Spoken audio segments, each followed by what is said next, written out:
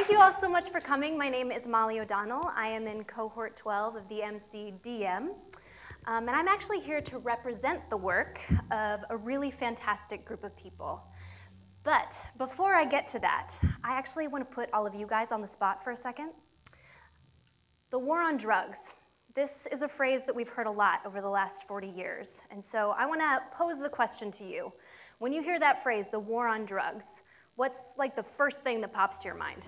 Stupid. Stupid. Bullshit. Bullshit. Reagan.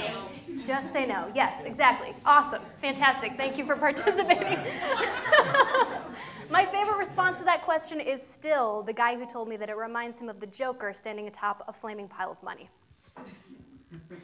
When I think of the war on drugs, there are several iconic images and programs that immediately leap to mind. So I think of government agencies like the DEA, and obviously pop culture's greatest representation of that, Hank Schrader. Thank you. I think of famous treatment centers like Betty Ford, Passages, Promises, and Crossroads, and recovery groups like Alcoholics and Narcotics Anonymous. Being relatively new to Seattle, I can't help but think of advocacy groups like normal.org and other marijuana law reformists. And like someone in the audience, I also can't help but imagine that bumper sticker, "Just Say No," Nancy Reagan's famous tagline.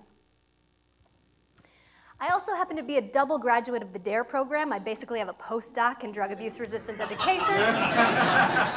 And being a child of the late 80s and early 90s, I can't help but think of the hilariously ineffective "This is your brain on drugs" PSAs.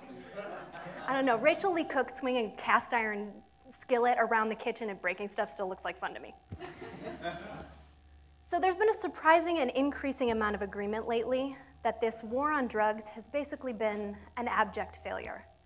And there are a lot of statistics out there that support this theory, but there's just a few that I'd like to share with you this evening. And the first is this. Every day in the US, 2,500 kids and teenagers will abuse a prescription pain reliever for the first time. Every day. According to the CDC, in 2011, drug overdose eclipsed even car accidents as a leading cause of death among adults.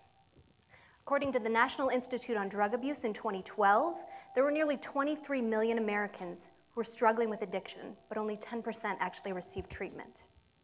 And today, when we hear on the news that a celebrity's been found dead in their hotel room or their New York apartment, it's really easy to assume that we know how they died, and it's not even surprising how often we're proven right anymore. So we've come across a lot of statistics like this, and they're pretty grim. But there's one more that I'd like to share with you, and it's actually one that gives us reason to hope.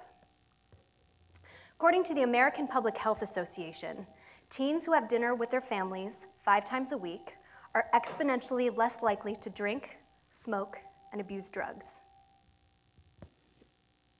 Such a small act that has such a huge difference.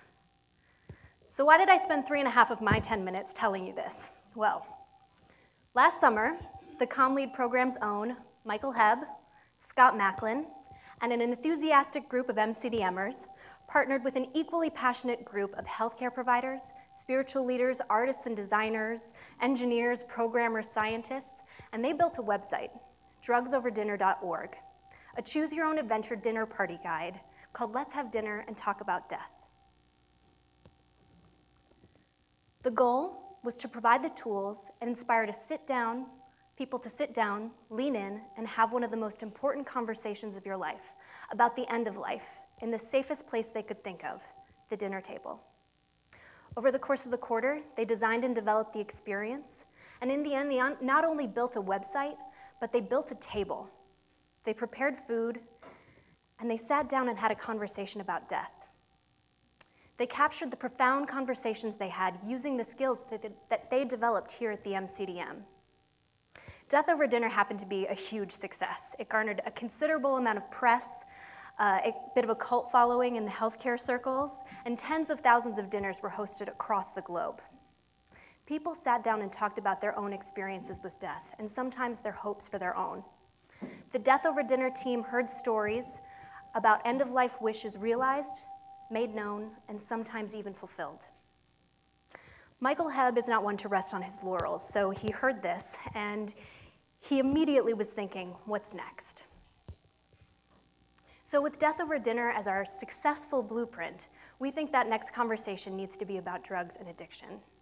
Because America desperately needs to reframe this conversation about attitudes, perspectives, treatment models, and policy. We have an amazing set of partners. Interactive design firm Civilization, located here in Seattle, the Huffington Post, and Jameson Monroe Jr., who is the founder of the Newport Academy. It's a treatment center that specializes in dealing with teens and families who are struggling with addiction. So for the past several months, we've been building this experience and hopefully opening a critical dialogue on what it's hard to argue is a pretty important topic for our country. But we need money. So in order to launch this website, we're hoping to raise $75,000 through an Indiegogo campaign that's launching on June 22nd, which is next Sunday for anyone counting down. This money will be spent paying our designers, our developers, our engineers, our videographers, and will hopefully cover the launch and operations of the site for the first several months. We intend to launch a beta site this summer, so we want people to host their own dinners and provide us feedback on the experience so we can provide the right experience for a much larger audience. And all of this will lead up to the official launch of the site in the fall, drugsoverdinner.org. So ultimately, we are once again building an online interactive platform that will provide people the tools and inspire people to have yet another tough conversation, an authentic and compassionate conversation about drugs and addiction over dinner. Our project goal is to have 1 million dinners hosted. Among our amazing group of advisors and experts is this gentleman here. This is Dr. Gabor Mate. And we've relied on his guidance for the last several months, and we actually had the opportunity to interview him at our first class session.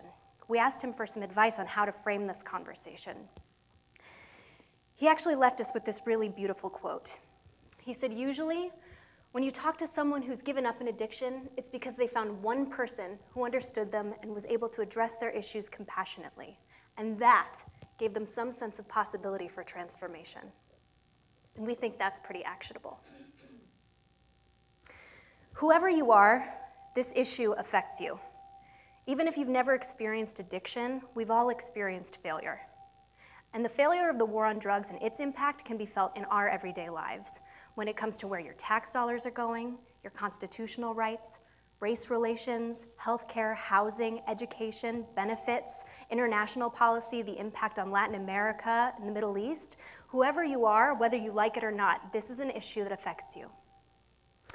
So we're not just building this experience for families who are hoping to have the drug talk with their families. We also want to bring everyone to the table, addicts and professionals and policymakers alike, because this is a conversation that affects us all.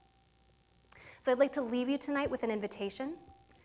I invite you to donate to the Indiegogo campaign starting on June 22nd. I invite you to come to the beta site this summer, host your own dinner, and give us some feedback. And finally, I invite you to join us at a much larger table for a much bigger conversation in the fall at drugsoverdinner.org. Thank you.